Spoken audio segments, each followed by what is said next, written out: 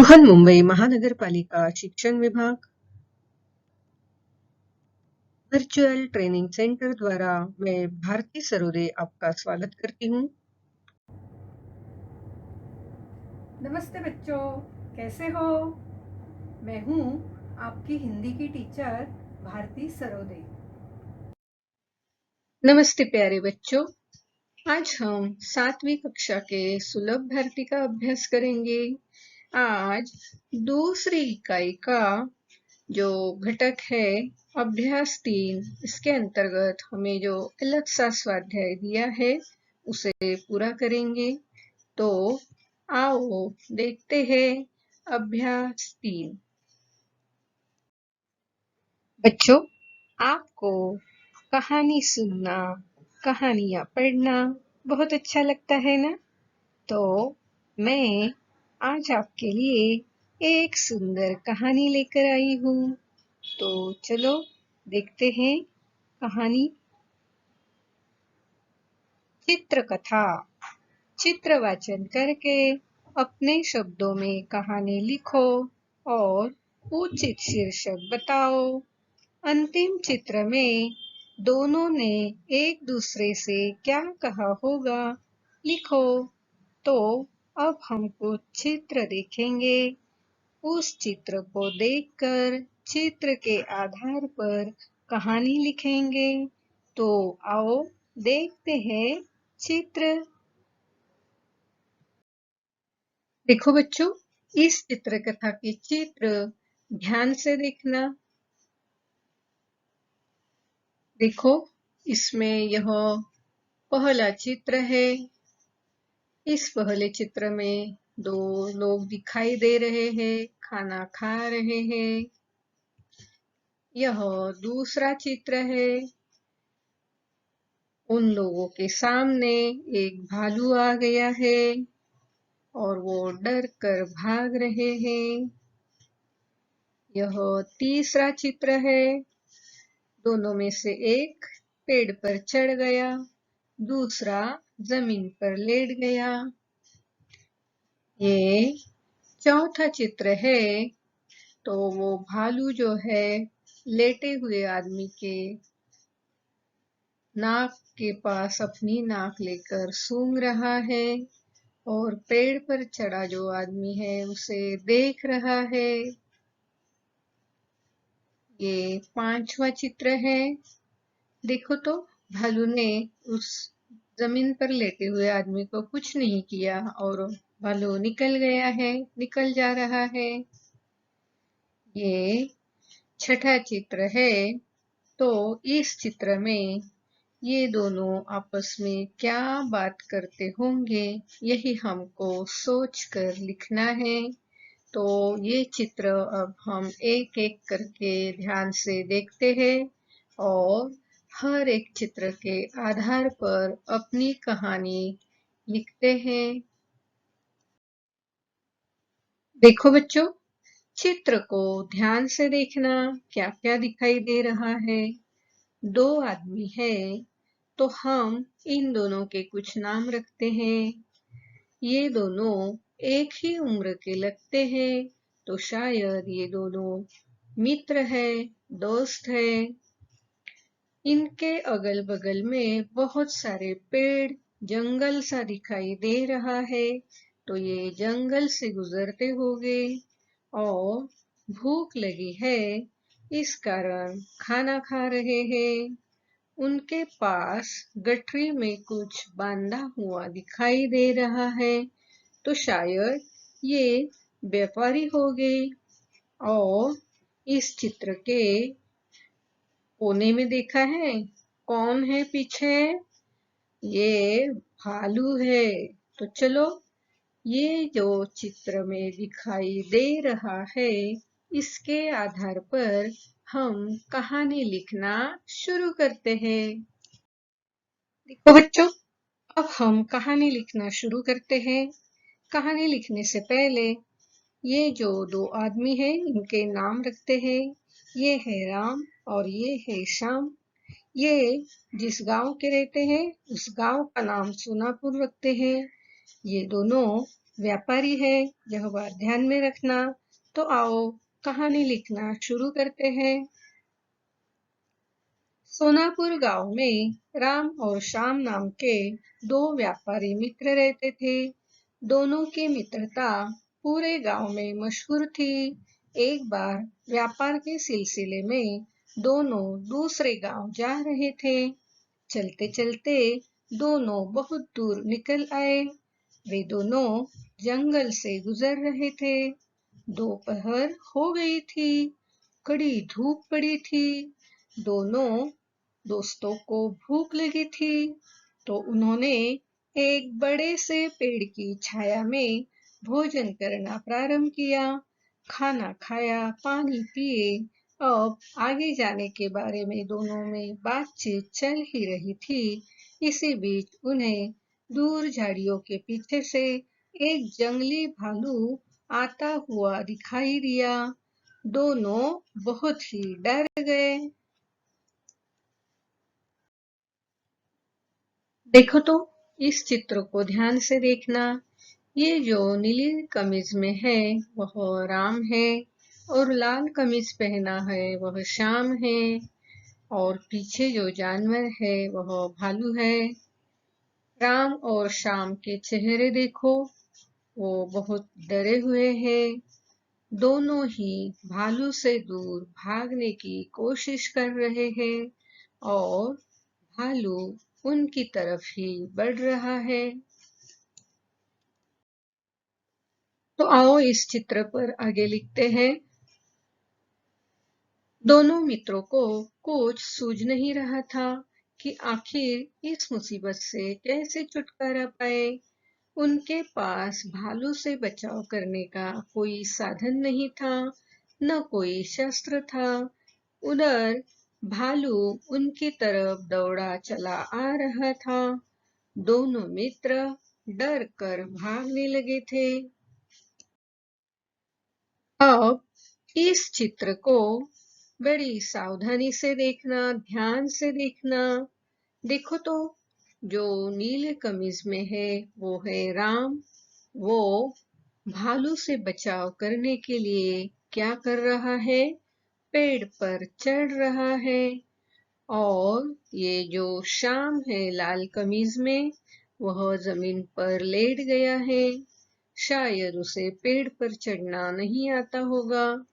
और भालू जो है वो तो दोनों की तरफ बढ़ ही रहा है। तो आओ इस चित्र के आधार पर आगे की कहानी लिखते हैं। दोनों मित्र हड़बड़ा गए थे। दोनों में से राम को पेड़ पर चढ़ना आता था। वह तेजी से भागकर पेड़ पर चढ़ गया। श्याम को तो पेड़ पर चढ़ना आता नहीं था, इसलिए वह भागते जा रहा था, और भालू उसके पीछे पड़ा था। इस भागदौड़ में श्याम अचानक जमीन पर लेट गया। उसने अपनी सांसें भी कुछ देर के लिए रोक ली। वह हर रोज योगा करता था, इसलिए उसे सांसें कुछ देर तक रोकना आता था। उधर पेड़ पर चढ़ा राम घबरा कर आगे क्या होगा यह देख रहा था। यह चित्र बड़े ध्यान से देखना बच्चों। देखो तो, भालू श्याम के बिल्कुल करीब पहुंचा है। वह श्याम के नाक के पास अपनी नाक लेकर कुछ सूंघ रहा है, और पेड़ पर बैठा राम जो है डर कर यह सब देख रहा है। तो इस चित्र के आधार पर हम आगे की कहानी लिखते हैं। चलो तो। भालू शाम के पास पहुंच गया था। उसने शाम की एक दो परिक्रमा की। फिर उसने शाम के कान के पास मुंह लाकर शाम का परीक्षण किया। शाम मन ही मन डर गया था। लेकिन वह अपनी सांसें रोककर बिना कुछ हिले डुले जमीन पर लेटा रहा, बिल्कुल बेजान सा पड़ा रहा। यह सारी घटना राम पेड़ पर छुप कर बैठे देख रहा था।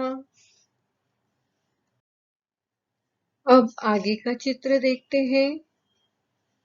देखो तो, ये जो भालू है, भालू ने शाम की एक दो परिक्रमा लगाई, यानी उसके और घूमकर उसने सब तरह उसे देखा। बाद में उसके कान की तरफ अपनी नाक लेके गया, कुछ कहा सूंघा और फिर वह भालू शाम से दूर निकल पड़ा। तो इस चित्र में देखो, भालू ने शाम को कुछ नहीं किया है, वह सिर्फ उसे सूंघता रहा, क्योंकि शाम बिल्कुल बेजान सा पड़ा रहा था, मानो जैसे उसकी मृत्यु हो गई है। तो यह देखकर भालू भी समझ गया कि शाम शायद मर गया है। तो आओ इसी चित्र के आधार पर आगे कहानी पूरी करते हैं। थोड़ी देर में भालू को यह यकीन हो गया कि शाम मर चुका है, इसलिए भालू ने शाम पर हमला करने के बजाय भालू वहां से निकल गया। लेकिन अभी भी शाम सांसें रोककर लेटा ही रहा। धीरे से उसने आंखें खोलकर देखा तो भालू जंगल की झाड़ी में निकल गया था। अब शाम की जान में जान आई।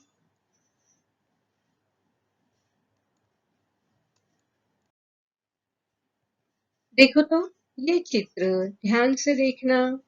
चित्र में आपको क्या दिखाई दे रहा है? पेड़ पर चढ़ा हुआ राम नीचे उतर आया है और लेटा हुआ शाम उठकर बैठा है और ये दोनों आपस में बातचीत कर रहे हैं। तो ये दोनों आपस में क्या बातें करते होंगे? सोचो तो। सोचा क्या कहा होगा एक दूसरे से उन्होंने? तो आइए इस चित्र के आधार पर अब हम कहानी को आगे पूरा करते हैं कि ये दोनों आपस में क्या बातें करते होंगे। भालू के चले जाने के बाद शाम उठकर बैठ गया। उधर राम भी पेड़ से उतरकर शाम के पास पहुंचा।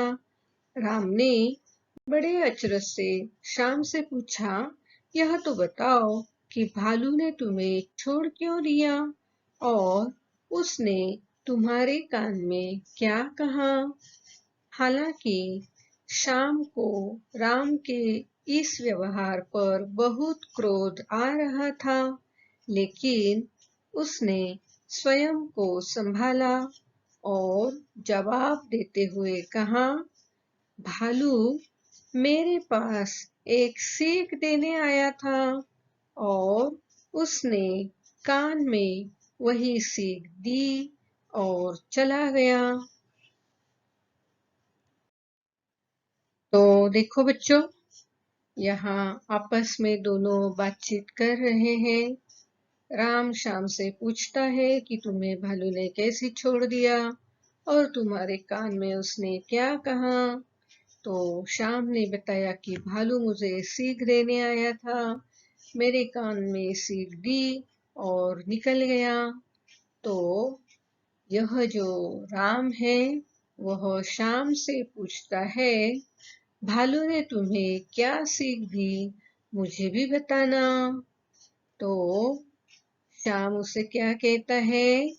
भालू ने कहा, जो बुरे वक्त पर तुम्हारा साथ छोड़ दे वह तुम्हारा सच्चा मित्र नहीं है, जो संकट में तुम्हारा साथ छोड़कर खुद को बचाने पेड़ पर चढ़ गया, उसका साथ तुम छोड़ दो।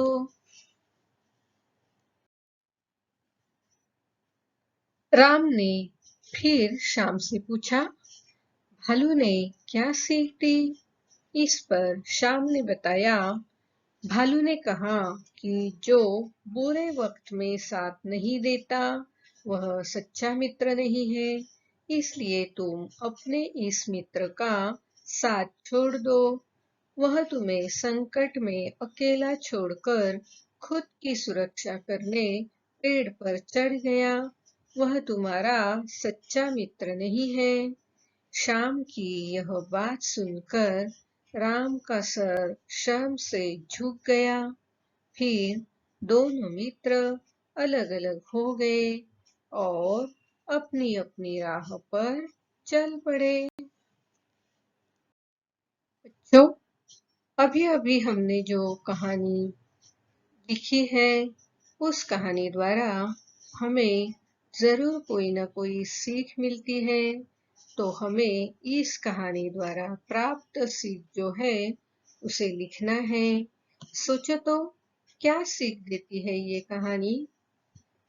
देखो, सच्चा दोस्त वही होता है जो बुरे से बुरे वक्त में भी अपने मित्र का साथ नहीं छोड़ता और मुसीबत के समय अपने मित्र की मदद करता है। तो यह सीख इस कहानी द्वारा हमें प्राप्त होती है। इस सीख को हमेशा ध्यान में रखना बच्चों। अगर तुम किसी के सच्चे दोस्त हो, यह साबित करना चाहते हो, तो तुम्हारे मित्र के हर भले बुरे वक्त पर उसे साथ देना चाहिए, उसकी मदद करनी चाहिए। यह बात जरूर ध्यान में रखना और एक सच्चे मित्र की तरह अपने मित्र के साथ पेश आना। देखो बच्चों, अभी चित्र के आधार पर हमने जो कहानी लिखी है, उस कहानी को हमें शीर्षक देना है। उस कहानी का कुछ तो नाम रखना है, उस कहानी को कुछ नाम देना है। तो पूरी कहानी लिखने के बाद आपके मन में कौन से शीर्षक आ रहे हैं, बताओ तो जरा। देखो, एक एक करके बताना। दो मित्र, यह शीर्षक हम इस कहानी को दे सकते हैं। और भी बताओ। भालू की सीख, यह भी शीर्षक दे सकते हैं। सच्चे मित्र की पहचान, यह भी शीर्षक दे सकते हैं। धोखेबाज मित्र, यह भी हम इस कहानी को शीर्षक दे सकते हैं। और भी कोई अलग शीर्षक आपके मन में, आपके ध्यान में आता है, तो जरूर आपको जो शीर्षक इस कहानी के लिए सूझा है, वह आप वही शीर्षक लिख देना। तो बच्चों, चित्र के आधार पर किस तरह कहानी लिखी जा सकती है, यही अभी आपने सीखा है। तो आओ, मैं कुछ और चित्र लाई हूँ, उसे देखकर आप इसी तरह कहानी लिखने की जरूर कोशिश करना। तो आओ देखते हैं कुछ चित्र जिसके आधार पर आपको कहानी लिखनी है। देखो तो, यहाँ 4 चित्र दिए हुए हैं और इन चित्रों में आपको क्या दिखाई देता है? शायद ये कहानी आपने पहले सुनी होगी, पढ़ी होगी। तो चित्र के आधार पर आप उसे लिख देना और कहानी के द्वारा क्या सीख मिलती है, कहानी का शीर्षक क्या है, यह भी आपको लिखना है। तो इस कहानी को याद करो और इस चित्र के आधार पर कहानी को पूरा करो। तो और भी एक कहानी के चित्र हम देखते हैं। देखो तो, ये भी कहानी शायद आपको मालूम होगी और ये चित्र देखकर ये जो खरगोश है, कछुआ है, ये आपस में क्या बोलते होंगे, क्या करते होंगे, यह सोचकर आपको इस चित्रों के आधार पर कहानी लिखनी है। अब यहाँ खरगोश और कछुआ यह जो नाम है, इसके सिवा आप कौन सा अलग शीर्षक दे सकते हैं? इस कहानी द्वारा आपको क्या सीख मिलती है, इसको भी लिखना है। तो इन चित्रों के आधार पर आप जरूर कहानी लिखना और उसे अपने क्लास टीचर को दिखाना। तो बच्चों, चित्र के आधार पर किस तरह कहानी लिखी जा सकती है, यही अभी आपने सीखा है। तो आओ, मैं कुछ और चित्र लाई हूँ, उसे देखकर आप इसी तरह कहानी लिखने की जरूर कोशिश करना। तो आओ देखते हैं कुछ चित्र जिसके आधार पर आपको कहानी लिखनी है। देखो तो यहाँ 4 चित्र दिए हुए हैं और इन चित्रों में आपको क्या दिखाई देता है? शायद ये कहानी आपने पहले सुनी होगी, पढ़ी होगी। तो चित्र के आधार पर आप उसे लिख देना और कहानी के द्वारा क्या सीख मिलती है, कहानी का शीर्षक क्या है, यह भी आपको लिखना है। तो इस कहानी को याद करो और इस चित्र के आधार पर कहानी को पूरा करो। तो और भी एक कहानी के चित्र हम देखते हैं। देखो तो ये भी कहानी शायद आपको मालूम होगी और ये चित्र देखकर ये जो खरगोश है, कछुआ है, ये आपस में क्या बोलते होंगे, क्या करते होंगे, यह सोचकर आपको इस चित्रों के आधार पर कहानी लिखनी है। अब यहाँ खरगोश और कछुआ यह जो नाम है, इसके सिवा आप कौन सा अलग शीर्षक दे सकते हैं? इस कहानी द्वारा आपको क्या सीख मिलती है, इसको भी लिखना है। तो इन चित्रों के आधार पर आप जरूर कहानी लिखना और उसे अपने क्लास टीचर को दिखाना।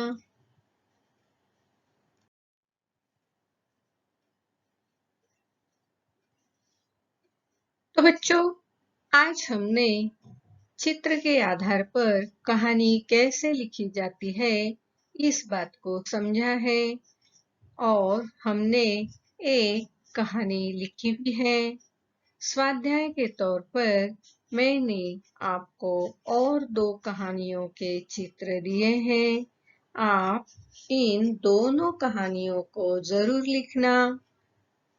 देखो बच्चों, इस तरह चित्र के आधार पर या बिना चित्र के भी आप भी इस तरह की कहानियां लिख सकते हो। अगर तुम बार-बार कहानी लिखने की कोशिश करोगे, तो जरूर एक दिन बड़े लेखक बन जाओगे। या आपको कविता करने में रुचि है, तो अलग-अलग कविताएं कर कर आप आगे कवि भी बन सकते हो। तो आज का ये स्वाध्याय आपको कैसे लगा? पसंद आया ना? तो इसी तरह अलग सा स्वाध्याय लेकर मैं आपसे फिर मिलूंगी अगले वीडियो में। आज आपने यह वीडियो कंप्यूटर, लैपटॉप या मोबाइल पर देखा होगा। वीडियो के अंत में इस तरह का एरो दिखाई देगा। इस एरो को आपको क्लिक करना है। एरो को क्लिक करते ही आपके सामने डिस्क्रिप्शन बॉक्स खुल जाएगा। इसमें आपकी कक्षा, विषय, घटक तथा टीचर का नाम दिया हुआ है और उसके नीचे जो वीडियो आपने देखा है उस पर आधारित कुछ प्रश्न दिए होंगे, जिसके उत्तर आपको अपनी कॉपी में लिखना है। और हाँ, यहाँ आपके लिए एक लिंक दी हुई है। इस लिंक को आपको क्लिक करना है। इस लिंक को क्लिक करते ही आपके सामने गूगल फॉर्म खुल जाएगा। इस तरह गूगल फॉर्म जो सर्वे या फीडबैक फॉर्म है आपके सामने खुल जाएगा। इस फॉर्म को भर देना और हाँ, अंत में इस फॉर्म के सबमिट का जो बटन है उसे क्लिक करना।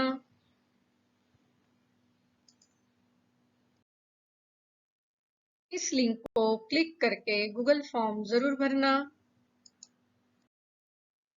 अगली बार वीडियो देखने के लिए हमारा ये थंबनेल जरूर याद रखना। मेरा ये वीडियो आपको जरूर पसंद आया होगा, तो लाइक कीजिए, शेयर कीजिए और सब्सक्राइब कीजिए।